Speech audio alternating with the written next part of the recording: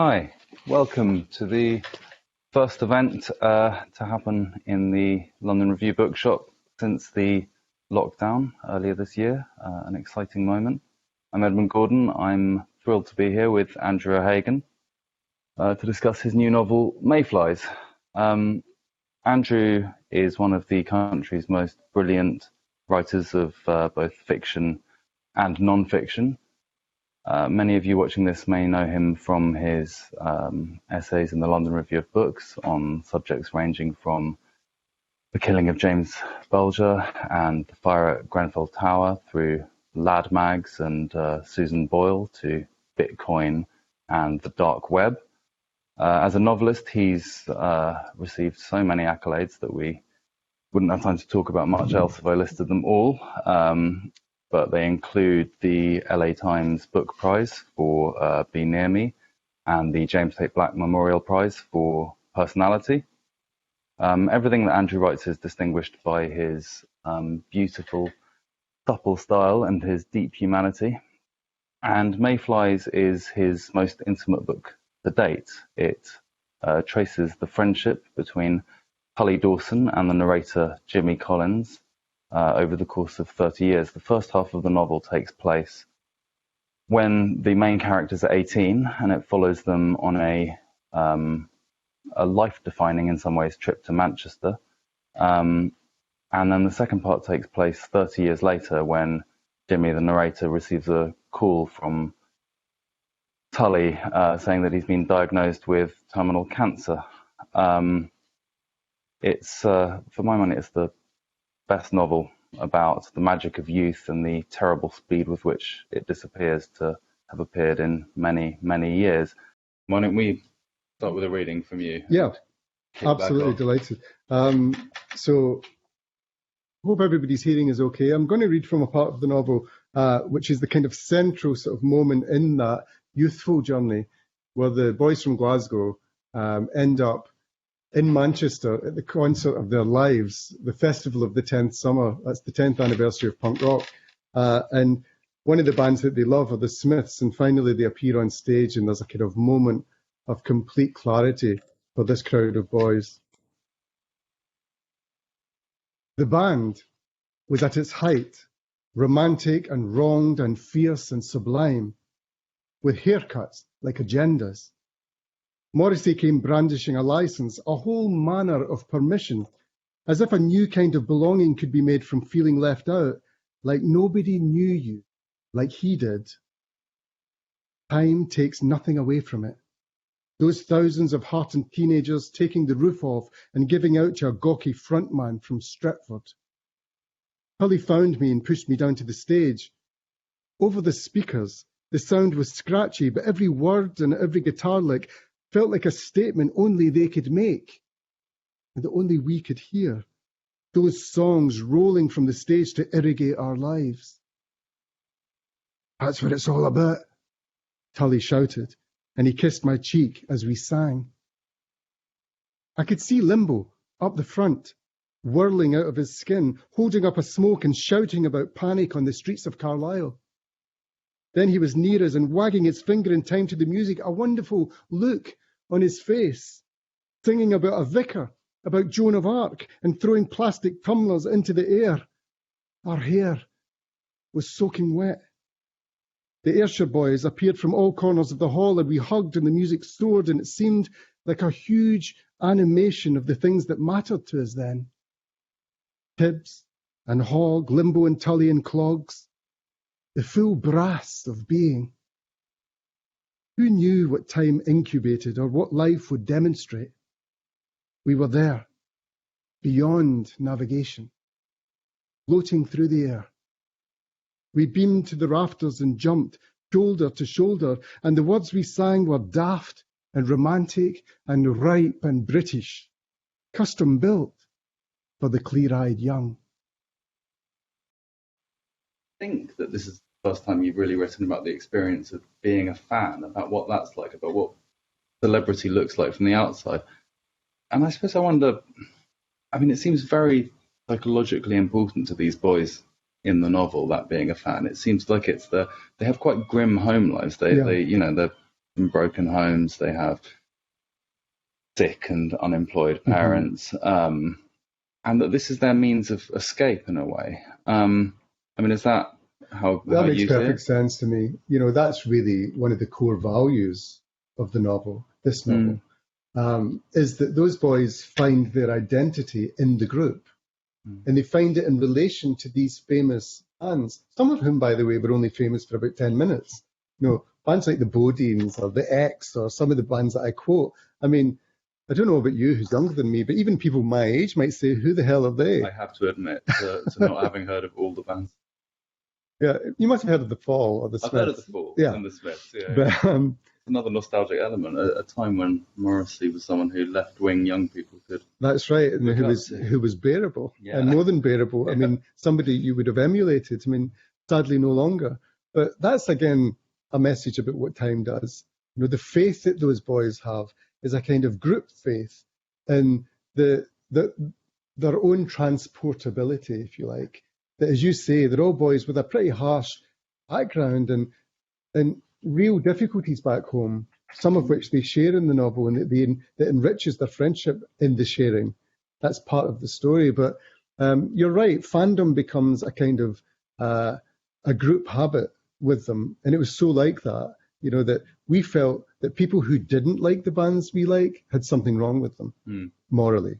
You know, the fandom in a novel like in a contemporary novel like this might be understood to work the way that romance works in George Eliot, that the currency of that, the shared experience of it, the hankering for it, and ultimately the resolution of it, for George Eliot was the beating heart of the human problem in the novel. Well, for my generation, and I think even more complicatedly for the one after me, where fame becomes a kind of, because of the technology, a self-producing thing. I mean, Instagram and social media are indeed, these are platforms in which young people can seek their international personal fame and fandom simultaneously. So I've been interested in writing about those things, I think, since the beginning, as you say. As well as having quite difficult domestic lives, nothing much is expected of these boys. There's a great line early on about how the nuns prepare them for a world in which piety might be a replacement for not having basic mathematical knowledge. And yet they all do escape that world. I mean, all of the central characters in it, they to a greater or lesser extent, do more than is expected of them. We see in the second one. What is it about them, do you think, that's a fact, you know, that you didn't get your raison d'etre, you know, you didn't get your purpose in life from the teachers necessarily, although interestingly Jimmy does. He has the famous one good teacher who pulls him over the wall into a life of freedom, really. She believes in him in a way that his parents don't know how to. But it was typical among those boys that and girls that they shared a thing, which was that they didn't look to their elders for a lesson in how to live. They invented it among themselves. And again, that's a core value in the novel. I mean, the response to the novel has been really heartening. And one of the things that people come back to me with is that we've been looking for an explanation of how clever young people in Britain made their lives. And I think that they did make their lives. This was a time of Thatcherism. Those communities that these boys come from are being shattered at that moment. The miners' strike happened, you know, the year before the first half of the novel's events begin. And these boys are full of a sense that the future has been sort of damned by the political order in Britain at that time. And yet they're so clever and so in touch with each other. And that's the important thing for me. There's a cliche about working class people in this country that persists, that they're gloomy, that they're held back, that they're endlessly sort of inarticulate. You know, you hear these things said in the right-wing press. In fact, some of the cleverest people I have met in my life were the young people I grew up with. They had irony, they had film references, they read novels, they loved their music with an understanding and a sense of purpose that I've scarcely met since. I mean, I don't want to idealize them. They were in some ways broken, and some of them, you know, were suffering, and the parental situation was often quite extreme. But what they did was they invented their lives, as surely in a different context as a sort of Oscar Wilde did. They made it up, and the making up of it with that brilliant soundtrack became the core material for me. Render that brilliantly. I mean, the wit and the articulacy. of these young people. But I mean, it struck me that escape is a sort of quite a prominent theme in the book.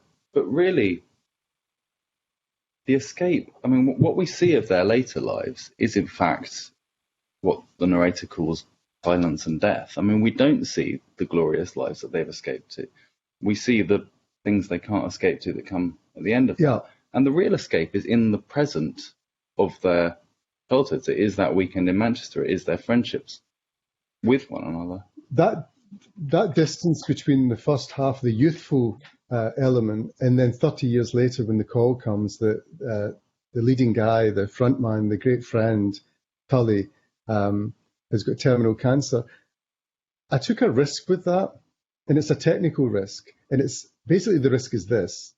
I wanted the reader to do all the work about their life's achievements in their own head and to find it, as it were, in their own understanding. When we meet the boys again 30 years later, they're fully in possession of themselves. We still hear the echoes in the language and the references and the connection to who we know they were because we've already read of them.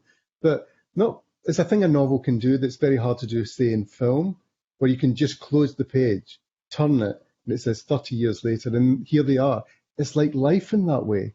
You can meet somebody in a train station that you haven't seen for 30 years when you're like me and you're in your early 50s. That can happen. It does happen. And you see the traces of who they used to be in their language and on their face and in what they're talking about. But you also see other things, including the inevitability that all the escape in the world didn't cause us to escape from one thing, and that is that we're all going to the same station in the end. And again, that doesn't have to be a gloomy thought. That's just a thing that novels must deal in, that they're about lives and exuberance, and you pack a novel, if you can, at whatever level and in whatever way, with life. But there must also always be what Saul Bellow called the black backing on the mirror that allows us to see anything at all, and that's death. And even in a book that was full of joy and jokes and music and belief like this, and it was about escape, as you rightly say, but there's no escaping ultimately from what fate might bring. And the novel tries to conjure with those problems. It's a Belovian problem to me. You know, how do you have a full life in the midst of a certainty that death is coming? And the novel dramatizes that. It's that sense that you talk about, that people endure, that they remain as old people, the people they were in their youth in some sense, even if a diluted version. I mean, is that something that naturally happens, or is that something that has to be worked at, and that these... I think it's a virtue in people. I must say I'm prejudiced in favour of that kind of virtue. I've always liked the notion that, I mean, people can fall out, they can grow distant, they can move into different lives, they can vote for different political parties. But I love the idea that there are essential connections between friends, say. Let's not talk at this point about family connection or romantic connection. That might bring its own particular, it does bring its own particular poetry and problematics. But in friendship, especially to reduce it into male friendship, I think I've always been a fan of the notion that there are consistencies that can, as it were, overarch any of the difficulties and differences and distances that can come in life. I mean, there's a kind of idealism in that for me. I mean, I wrote about Soho recently in the LRB, and I think threaded through that essay was a strong notion that knowing how to behave with your friends and knowing how to be a good friend to them over the years is a kind of an unexplored, but nevertheless a proper contentious virtue. I've always been quite proud of the fact that I'm still in touch with the friends I had when I was a teenager. And that wasn't a hard battle. That wasn't crawling over broken glass to maintain that at all. It was utterly natural to me. I love my friends and I want to grow with them. And in some cases, in very many cases, we are living very different lives now, but the connection's unbreakable to me. Certainly the narrator, the Andrew O Hagan character, if I may, in the novel, travels a greater distance than any of his peers, and it's implied that that's largely to do with the English teacher, Mrs. O'Connor, as she's called. And something I really admired was how the sense of joy and excitement with which you wrote about gigs in Manchester, hearing the Smiths play, exactly the same sense of excitement was brought to descriptions of after-school study sessions with Mrs. O'Connor. That's how sad I am. Did you have a Mrs. O'Connor? There was indeed. And she actually died the same year as my old friend who inspired the novel. I got a letter from her husband to tell me that she had remembered our friendship, my friendship as a pupil with this English teacher who, in a, comprehensive secondary school in the middle of a housing estate, 25 miles outside Glasgow, literally and figuratively kept the lights on for me to prepare me for university. I mean, I came from a big family of boys. My 3 elder brothers hadn't stayed on at school. They got no qualifications. They didn't go to university. So the chance came for me to do that, but it was mainly through her. And she literally stayed on late with me alone in the class, going through Antony and Cleopatra and W.B. Yeats and Thomas Hardy's novels, preparing me for the hires, as we call them in Scotland, to get into university. That didn't come from my home life. That came from her.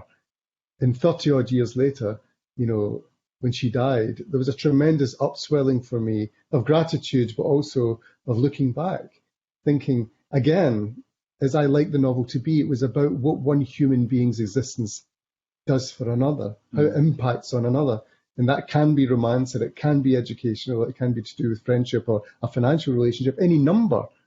But it's always for me at the core of it. And that woman was based on a woman who actually made a decision, to not go home of an evening and have a supper and be with her husband and have a glass of wine, but to sit in a classroom with a grubby, 16, 17-year-old, taking him through these authors and trying to light a fire under his life,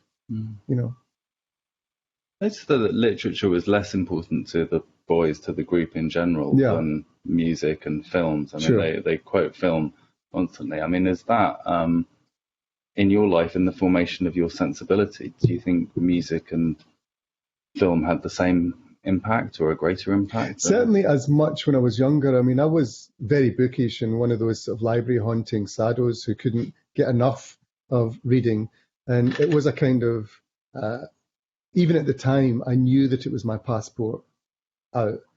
And I don't mean to suggest that there's only one arrow in working class life and it is out. I know plenty of people, including all my friends and including my brothers, who didn't go out in that way. They still live in the area where we grew up by and large and, have, utterly satisfying and sort of full lives. But for me, and I can only speak about me and the character based on me in this novel, there was always a high fence to vault over. That was just my nature. In so many writers' lives, if you look at them, whether it be, as it were, Dorothy Parker or,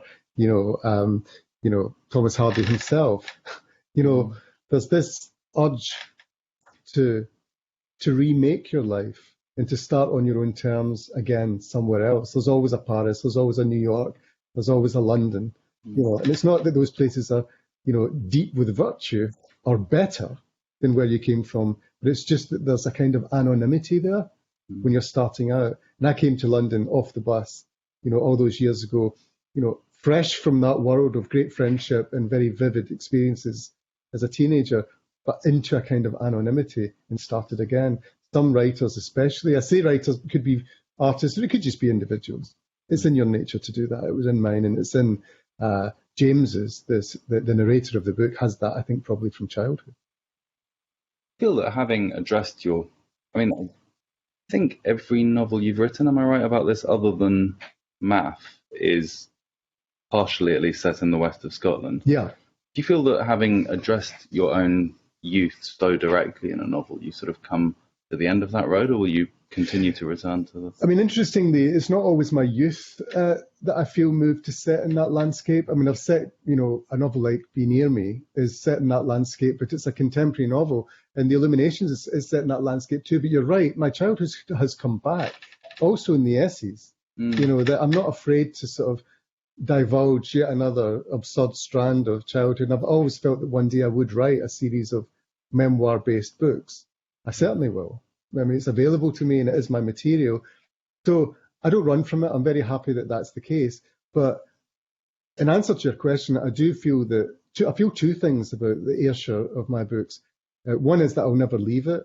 that for me it is, as it were, as Faulkner had his imagined county, as the New Jersey of Roth it's always there as a kind of constant music.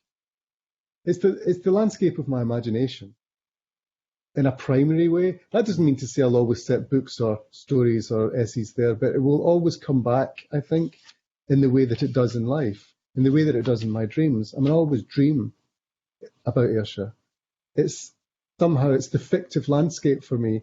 And although I could easily set one of these family dramas in Skegness or in, East Ham, and I know London now as well as I knew the landscape, probably better than the landscape of my childhood, but something of the poetry of Robert Burns, something of the novels of that county, something of the language on the tongue is just eternally there for me. So I will always return to it. But also, you're quite right.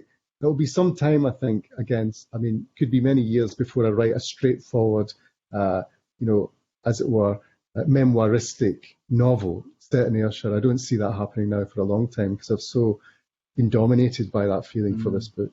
Because am I right in thinking that you were in fact at work on another novel? Huge novel, yeah, for 6 years. Called Caledonian Road, and it's what Henry James once, when somebody said, "What are you working on?" He said, "A huge, grotesque epic of London society." I've decided to adopt that. That's what I've been working on for a long time, is a novel about the way we live now in contemporary Britain. And for 6 years, I've been sort of researching in some sort of, slightly mad way in factories and polo matches and in sort of royal courts and sort of industries, looking for the story of the relationship between, as it were, immigrants and rich people in London today. And with all these grand changes in our society happening at the same time, I've always been hopeful that I could write a big 19th century style novel. And that's what I've been working on for a long time. But I just paused in the middle of that to write Mayflies. I felt that it was urgent that I wrote that book now. I think that the first question has come through. It says, a Killie fan? Killie? Yes, Kilmarnock football team. Oh, right. I have to say that I have affection for Killie as a team because that was the local team, along with Ayr United, I have to say. So just to give a shout out to them as well. But I come from a Celtic loving family. There are people booing now silently beyond my earshot. Because, of course, as soon as you mention Glasgow Celtic, you need to immediately mention the equal and wonderful opposites, Rangers FC. That I grew up in a west coast of Scotland family devoted to Celtic. And actually, that immigrant Irish team in Glasgow fascinate me, and my brother's a season ticket holder, so I need to doff my cap to Celtic first. But Killie, great team. They were the local noise. It strikes me that football doesn't play a part in the novel, but that is another area of sort of both working class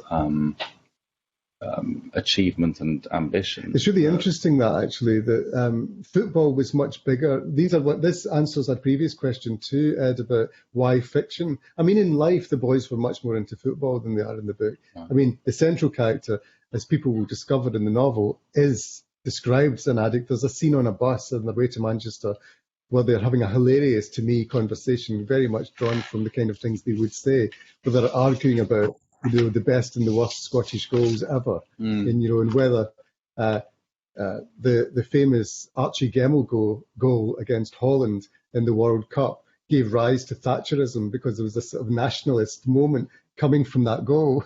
And the comedy of that was very much to do with football and their love of it. Jimmy in the book can listen to that as I do and repeat it as I do, but it wasn't central to his, experience. I wasn't a football lover. But in the course of the book, the freedom represented by football for working class boys lives in the story right up to the very last sentence. And I think I had to sort of, I had to bring that about. A beautiful image that it ends on.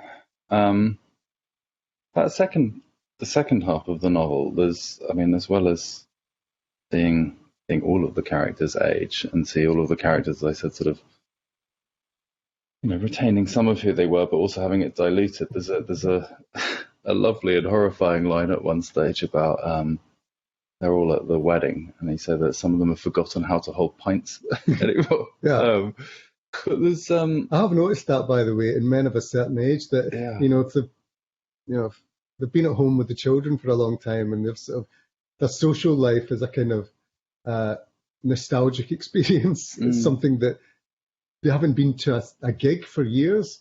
And I went to a gig that in Glasgow while I was researching the book, and I noticed a lot of middle-aged men standing with a pint glass of like balanced on the palm of their hand like that. And I thought, they haven't been out for a while. All that gripping of pints had gone.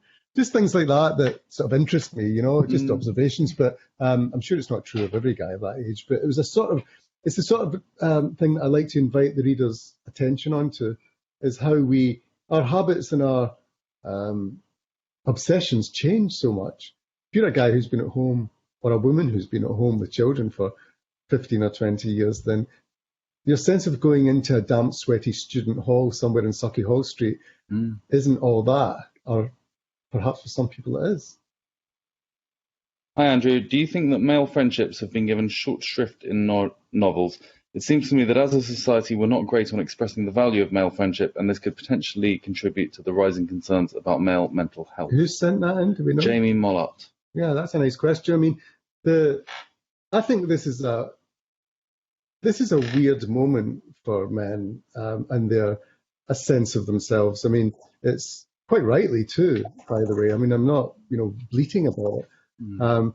But, one of the things that we haven't quite worked out how to do is pay attention to very necessary demands for freedom without diminishing the freedom of others who are also there at the same time. And I think that in some ways it's quite an unfashionable subject, male friendship at the moment, with Me Too and everything. And as I say, I support Me Too. It's absolutely right.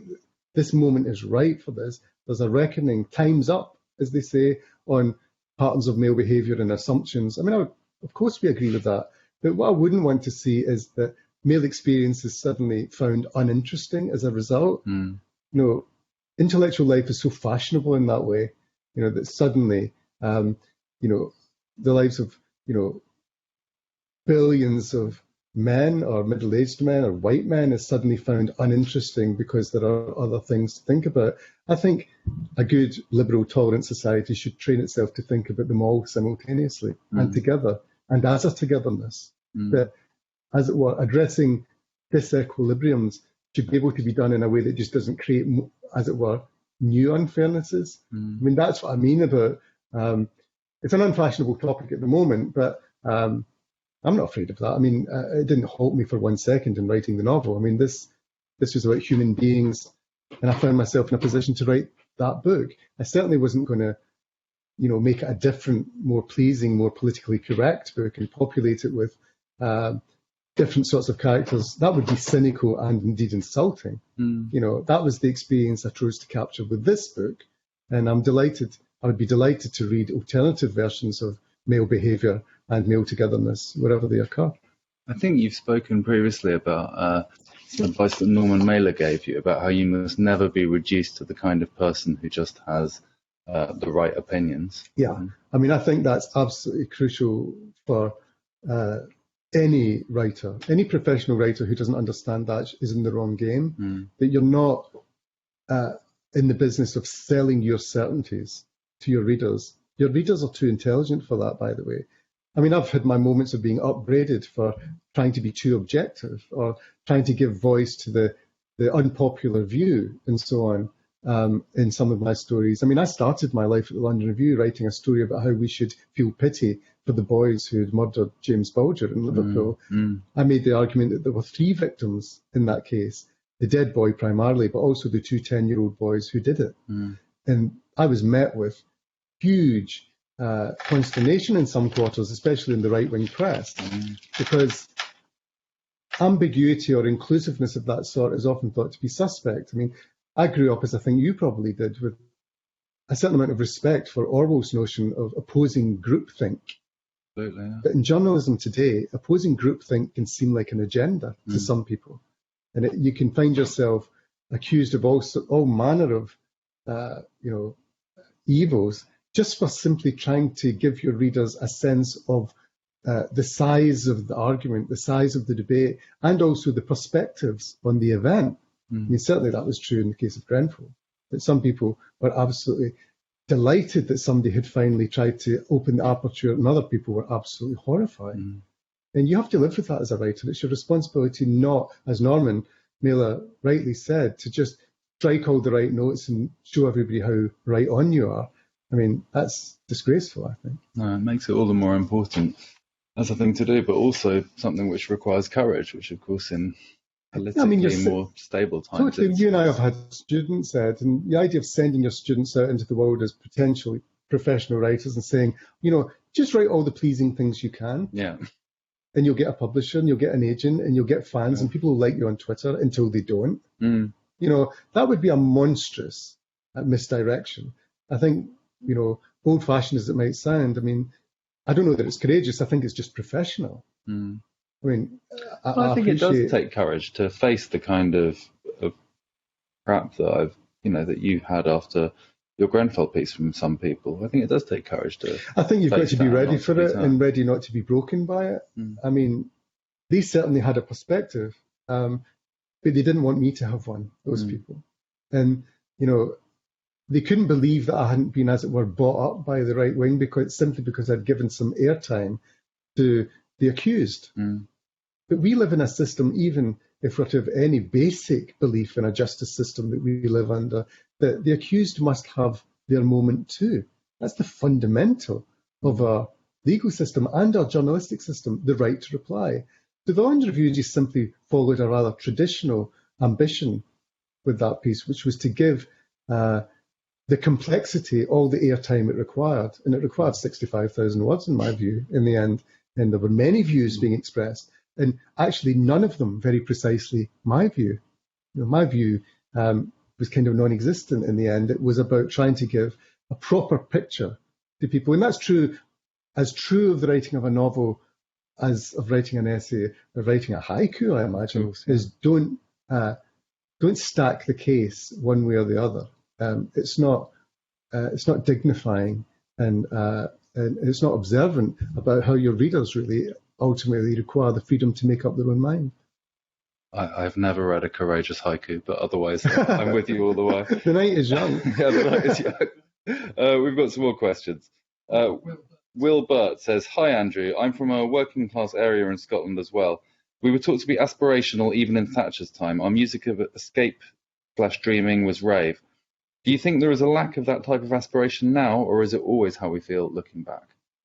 I don't think it's a matter of looking back. Again, a good question, because it's sort of, we could do an hour on that. We don't have it. But, briefly, that rave culture the questioner was part of was an enormous uplifting moment. I was young enough to be part of that. I was only 20 in 1988 when, suddenly boys like us who'd been wearing sort of black denims with turn-ups and Doc Martens and sort of, leather jackets, suddenly were in raves. The music changed. We dropped the guitars, or the guitars suddenly started becoming part of a sort of Chicago house beat, and we absolutely loved it. And we participated in it. We took the drugs. We bought into the new music and the new culture wildly. And again, that felt like a liberation. That's the thing about popular culture that's worth the candle, is that people who don't really understand it or pay attention to it think it's just kind of ephemeral youth culture that doesn't mean anything. But I think we might agree that in the last 40 years or so, or 50 years, pop culture's come front and center in people's experience of living. And a novel that defies that and pretends that high culture, as it were, an understanding of the philosophical and the economic and the high culture of the serious novel can't be polluted by rave culture or loving bands or the camaraderie that can exist in a sweaty hall where thousands of boys and girls are rushing towards the stage. I defy that.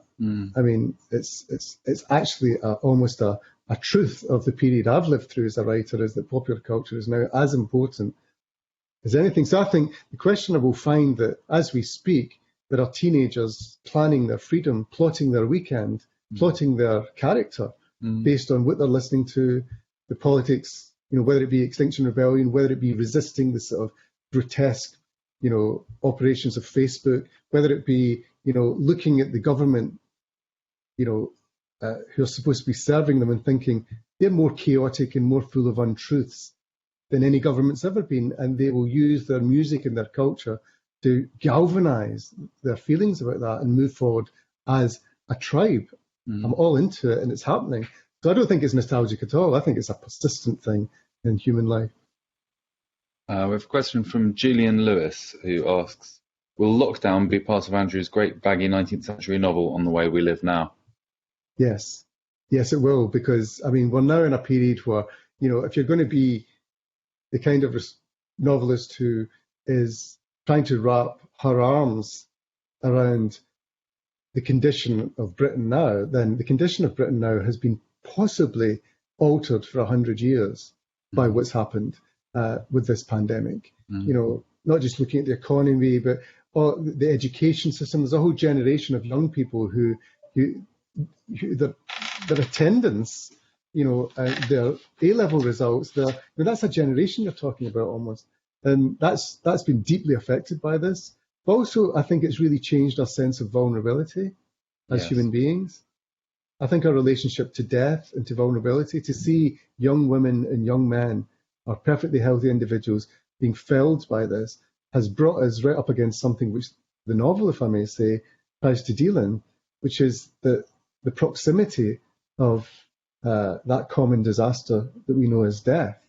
I think COVID has brought us right up against that. And in addition to that, our sense of community has been altered by it. How we look after each other, how we support our industries. I mean, even supporting those restaurants through difficult times, that was unthinkable from a Tory government only 5 years ago. That suddenly Rishi Sunak sounds like somebody he sounds like somebody from Santa, Santa and New Labour, and somebody slightly even more to the left than that. It's a momentous time. So any novel that's looking to depict the state of the nation would need to. But we've just been talking about avoiding sort of bien passant certainties.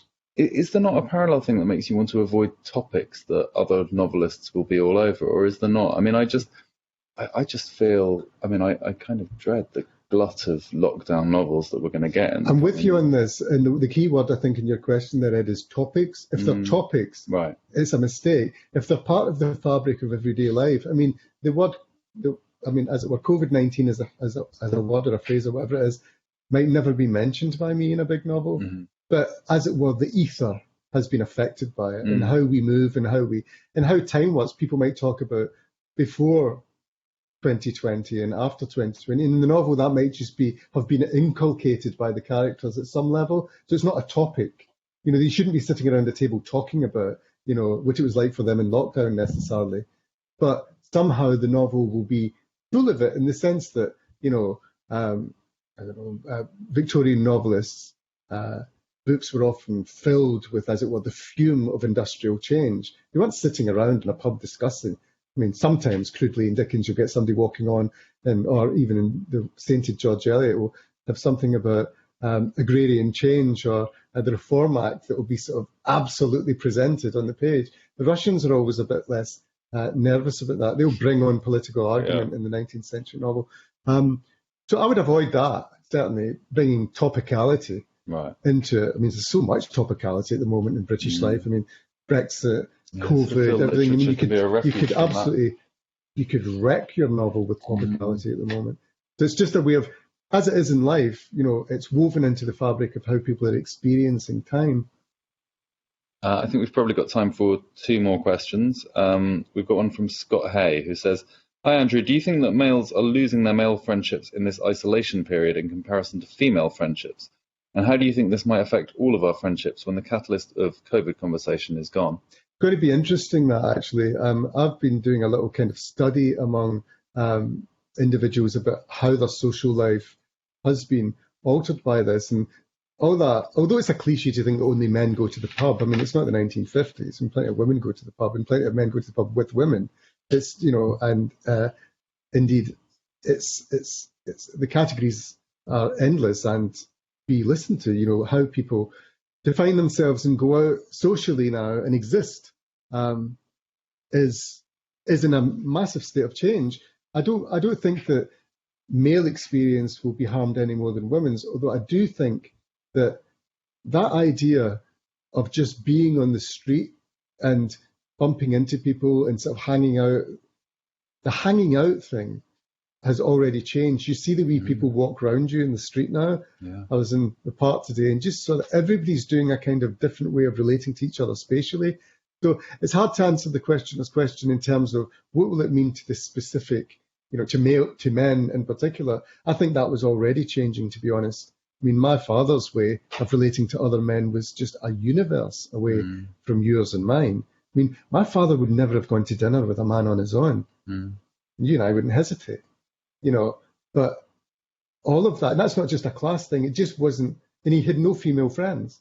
My father wasn't the most old-fashioned person in the world, but he was of his time. He met men in national service, and they were the men he sort of hung on to, or he met them in institutions. He wouldn't have gone to dinner with them on his own, and he would have gone to the pub with them or smoked with them or, talked about problems in a kind of very fenced off part of life. But I think it's already over, the idea of men being a sort of cabal on their own. Maybe football fans feel differently. Maybe sport is a world still where men go to be with men. I wouldn't know how to answer that. No. Do you reckon? Interesting. Well, the only sport that I know about is tennis, which is probably the most gender equal sport of all of them. Yeah. Right. Last question from Madeline Murray, who says, "Hi, Andrew. With so much senses of group belonging, music, football, even a sense of being lumped together, what do you think happens to male friendship when these influences or structures change or fall away? Do you think it is different now compared to the time period of the novel?" It's definitely different to the period of the first half of the novel. That's to say, 1986. I mean, one of the things I loved about my male friends is that they were always quite open in a way that not all the men then were. It's one of the things we had in common, not just the music and the films and everything, but they were quite camp and quite funny about. They made camp jokes. They were looser in their sexuality in a way, and I think of those guys as almost kind of harbingers of change. That they were, because none of our fathers were like that. I mean, I wrote a book called Our Fathers. It was about the rigidity of those old socialist, those men who understood their role in economic and political and sexual terms as a kind of rigidity. And my mates weren't like that. They were always sort of sending themselves up. They were theatrical. They were quite funny. I mean, I never felt like an exception among those guys. I'm talking to you now the way we all talked to each other then. That there was a sort of openness, an irony, a theatricality, a pantomimic quality. You see it in the novel. They're endlessly quoting, sending each other up, sending themselves up. And that was so... My point is that kind of old-fashioned masculinity was already under attack in my youth. And I've just watched it actually get better and better and better to the point where, the idea of an absolute dyed-in-the-wool male chauvinist pig just walking through a pub and being applauded for being that is now it's not going to happen. And as I said before, I mean, as a father of a 16-year-old daughter, she would find that kind of person completely absurd. It's not that they don't exist in places, they do, and there are cultures where they are still dominant, there are still unfairnesses and deep-seated endemic injustices based around those fixed positions, but they're much less fixed than they were. And the novel sort of charts that in a way. Thank you very much, Andrew, because there's not Thanks, an audience. It's been great fun.